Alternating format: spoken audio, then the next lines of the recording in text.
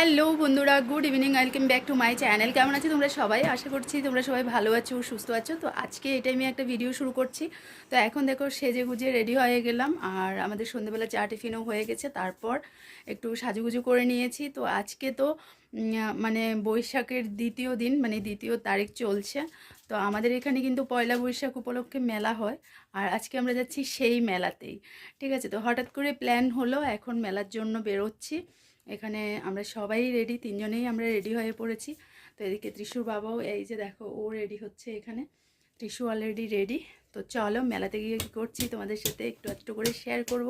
আর আজকের ভিডিওটা খুবই ছোট্ট একটা ভিডিও হবে, যেহেতু সারাদিন কোনো ব্লগ করিনি, এই টাইম থেকে ভিডিও শুরু করেছি। তো অবশ্যই সাথে থাকো আর ভিডিওটা দেখতে থাকো।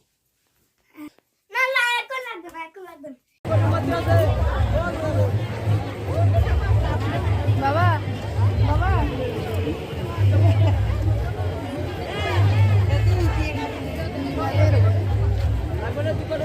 চলো আমরা তো পেড়ে মোমবাতি দিয়ে আসি।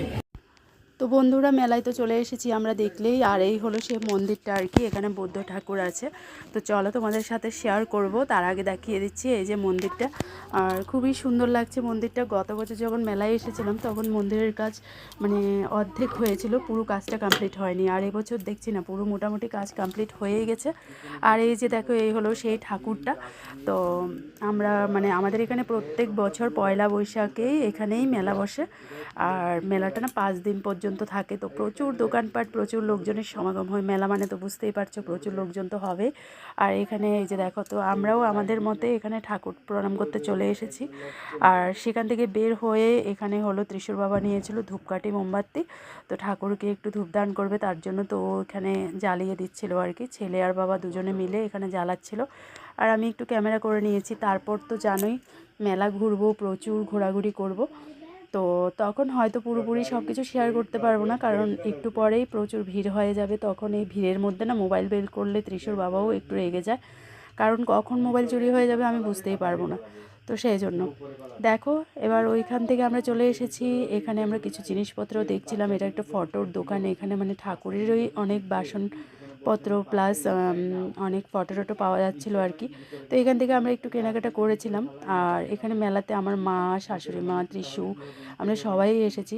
আর যেখানে যেখানে ও একটু ফাঁকা দেখছে না, সেখানে ও একটু ক্যামেরা করছে। বাকি জায়গাগুলোতে কিন্তু কিছুই তুলতে পারেনি, কারণ প্রচুর ভিড়। তো যে জায়গাটাতে গিয়ে ওর মনে হচ্ছিলো যে না, এখানে একটু লোকজন কম আছে, এখানে একটু ক্যামেরাটা বের করে ক্যামেরা করাই যায়, তো তার জন্য আর কি করছিল। আমি ওকে বলছিলাম যে একটু শ্যুট করে রেখো। তো প্রথমে খুবই রেগে গেছিলো যে মেলা ঘুরতে এসেছি, ক্যামেরা করতে পারবো না, কিন্তু আমি তো ব্লগিং করি, তো বুঝতেই পারো, একটু তো শেয়ার তোমাদের সাথে করতেই হয় আমার। তারপর দেখো বাড়িতে এসে এখানে না মানে আমাদের 5 জনের জন্য আমার মাও চলে এসেছে।